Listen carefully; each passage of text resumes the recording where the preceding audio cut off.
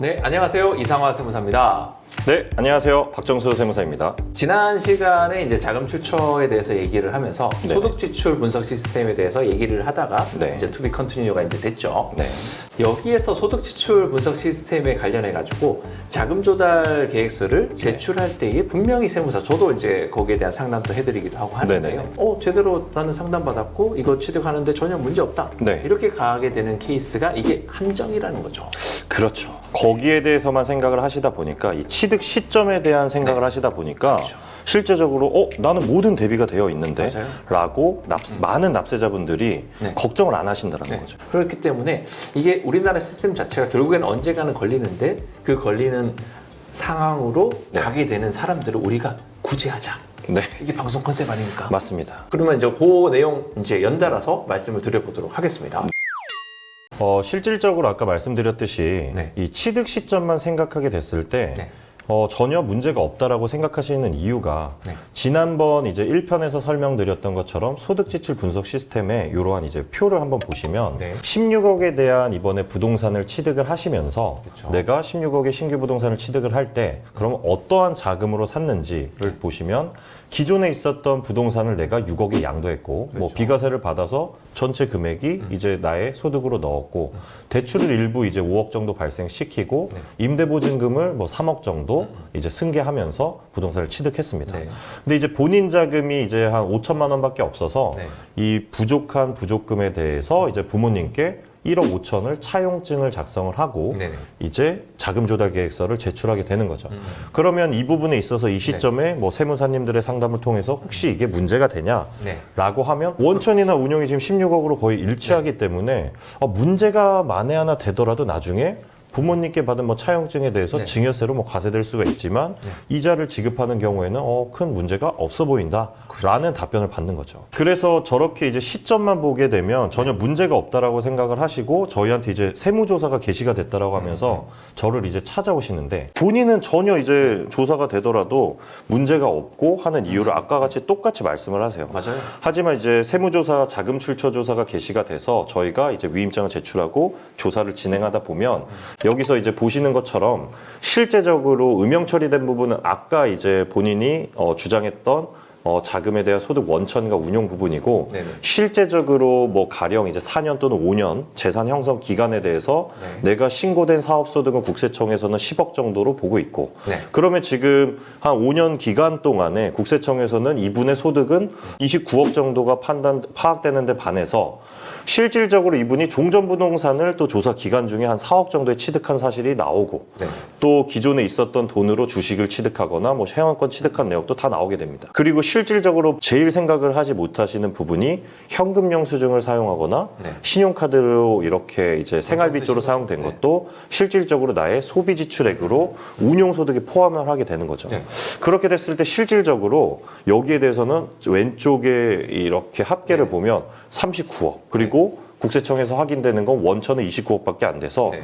이러한 부족 자금이 10억이라는 이 부분이 이 시스템을 통해서 네. 내가 이제 세무조사가 선정됐다라는 사실을 알게 되는 거죠.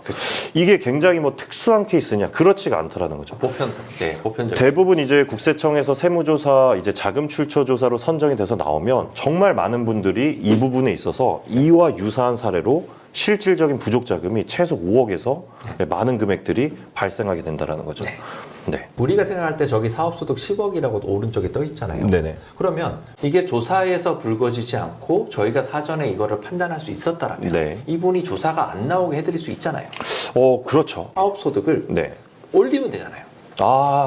그쵸. 그렇죠. 만약에 이 상황을 알 수 있다라면은 네네. 10억이 차이 나니까 10억을 올리면 됩니다. 네. 실질적으로 소득을 만드는 방법은 굉장히 좋은 방법이 될 수 있는 거죠. 그래서 네. 제가 하는 영역이 소득을 만드는 영역이잖아요. 그렇죠. 그래서 아버지가 있을 거잖아요. 때마침 아버지가 법인을 하고 있네요. 네네. 그럼 아버지 회사에서 주식 받아가지고 네네. 배당을 10억 채우면 되잖아요.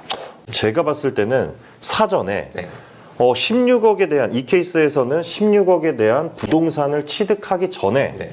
내가 과연 취득해도 되는지 그렇죠. 네. 그럼 소득이 부족하면 방금 이제 이상하 세무사님께서 말씀하셨던 것처럼 아버님의 뭐 사업에 대해서 뭐 배당을 받아서 소득을 더 늘리고 그렇죠. 그리고 부동산을 취득하게 되면 네네. 자금 출처 조사로 나올 확률이 현저하게 떨어진다라고 볼 수 있다라는 거죠. 떨어지는 게 첫 번째 이유고 네네. 두 번째는 설사 나온다 하더라도 대응 방안이 좀 손쉽고요. 그래서 사전에 분석하고 네네. 또 소득이 부족하면 이제 또 컨설팅을 통해서 소득을 만들어 드리고 그렇죠. 이러한 이제 지출 분석 시스템 우리가 이제 그 상대방이 어떤 시각을 가지고 네. 나오는지에 대해서 알고 있으면 여기에 따라서 대비도 하고 준비도 하게 되면 실질적으로 세무조사가 나왔을 때 더 큰 문제를 네. 막을 수 있다라는 게 맞습니다. 이번 강의의 이제 포인트가 될 수 있다라는 거죠. 맞아요. 네. 세무사님이 설명을 듣다 보니까 네네. 많은 분들이 쉽게 생각하거나 또는 오해하고 있었던 부분이 많은 것 같습니다. 맞습니다. 자금 출처 조사를 대비하기 위해서는 취득 시점뿐만 아니라 재산 형성 기간 전체에 대해서 상담을 필요로 한다. 네. 이 부분은 이제 강조를 해주셨는데요. 네. 근데 저도 실제로 같이 들어가서 조사를 이제 임하면서 네. 이게 조사라는 부분으로 바뀌었다라는 부분이 쉽사리 이해는 조금 안 되더라고요. 네네네. 왜 소명에서 급작스럽게 조사로 바꿨는지. 실질적으로 이제 제가 이제 생각했을 때는 지금도 현재 뭐 법이 개정돼 있진 않았어요. 그렇죠. 네. 근데 이제 세무조사에 대해서 내가 자력으로 이 사람이 나이나 소득이나 재산이나 이런 걸로 봤을 때 취득하기가 어렵다라고 보여지는데 그렇죠. 이 사람이 부동산을 샀다? 그럼 그 원천에 대해서 실질적으로 증여받은 것으로 추정을 할게. 네. 이 추정을 하면 저희가 입증 책임이 이제 납세자에게 있지 않습니까? 그게 그러면 문제예요. 네, 이 부분에 있어서 한 뭐 80% 정도 이상만 소명이 되면 넘어갔던 이 시절이 있었는데 네. 많은 분들이 이거를 활용을 하고 아. 너무나 실제적으로 편법 증여가 네. 일어나다 보니까 조사 강도를 네. 높이고 엄밀하게 따지면은 이제 정확하게 이제 조사를 진행하고 있다라는 거죠. 맞아요. 네네. 이게 한 끗 차이에 해당하는 건데 소명이랑 조사는 네. 완전히 다른 거고요. 이쪽 파트에 해당하는, 그러니까 재산 네. 취득과 관련한 부분에 해당하는 거는 조사가 이미 예전에도 있었고, 네. 근데 그 속도가 조금 더 붙었다. 맞습니다. 이렇게 보는 부분 되지 않을까 싶습니다. 그렇죠. 과거에는 이제 뭐 소명이 한 8, 90%였다면 지금 현재는 거의 소명은 안 나오고 있다라고 보시고 다 조사로 그리고 깔끔하게 그냥. 네, 그만큼의 이제 국세청에서 더 예전에 비해서 이제 과세 행정 시스템이 네. 훨씬 더 첨단화되고 많은 자료를 가지고 있기 때문에 네. 실질적으로는 이제 거의 다 조사로 진행되고 있다라고 생각하시면 됩니다. 예전에는 소명이라는 부분이 한 뭐 100% 정도가 이루어져 있는 상황이다라고 보면 네. 지금은 소명은 많이 줄었고 네. 조사는 많이 나오지는 않지만 어찌됐든 20%의 확률이든 30% 확률이든 네네. 조사가 옛날보다는 늘었다는 얘기잖아요. 그렇죠. 그거는 이제 팩트인 부분인 거고 그러면 조사가 나온다라는 케이스에서는 안 털릴 수 있는 확률은 네. 어떻게 될까? 경험적으로 최근 한 지금 7건 정도 네, 네. 한 1년 이내에 이제 조사를 진행을 했을 때 한 건은 아예 무혐의로 넘어간 적이 있습니다. 그 부분은 실제적으로 이 기간에 대한 부분을 봤더니 네. 정말로 이 조사 기간 이전부터 계속해서 이 재산이 형성돼 있었다라는 사실을 입증하게 되면 네. 당연히 계속해서 이제 본인 자금이 되니까 실질적으로 과세가 안 되는 케이스도 있는데 이 지금 요즘에 이제 나오는 추세에 따르면 딱 조사 기간이 뭐 5년 이렇게 정형화돼 있지가 않습니다. 그렇죠. 어떤 분은 3년, 어떤 분은 6년. 맞아요. 그 이유가 뭐냐면 이 6년이 나오신 분은 그 6년 전에 취득했던 부분서부터 최근에 취득했던 과정까지 네. 다 전산 시스템으로 분석해서 나온다라는 거거든요. 그래서 조사가 나오면 본인들은 예상하지 못하는 많은 세금이 추징되고 있다. 생각하시는 것보다 더 네, 나올 수밖에 위험하다. 없다. 네, 정도로 생각하시면 될 것 같습니다. 그게 예석한 부분이더라고요. 일단 조사 맞습니다. 나오면은 냅니다. 네, 맞습니다. 깔끔하게. 조사는 교통사고와 확률하고 좀 비슷하다고 보여집니다. 그게 확률이 10%라 하더라도 아주 무섭습니다. 네, 사고 나면 맞습니다. 일단 다치는 거고요. 사고 나면 일단 무조건 데미지가 있다. 이렇게 예상하시면 될 것 같습니다. 오늘 내용은 이렇게 마치면 될까요? 네, 좋습니다. 네.